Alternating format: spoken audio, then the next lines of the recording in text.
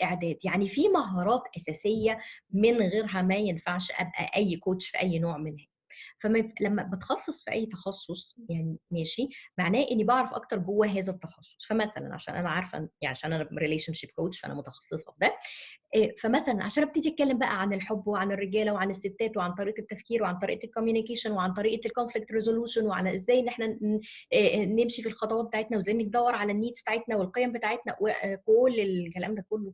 لو انا ما اعرفش ازاي ابقى كوتش وما مارستش ان انا كوتش اساسا، لايف كوتش، لما حد بيقول كوتش يبقى لايف كوتش، اوكي، مش هعرف اروح ابتدي اسال كل الحاجات دي وادور على كل الحاجات دي. وللاسف ده بيحصل في بعض الديسيبلينز الثانيه.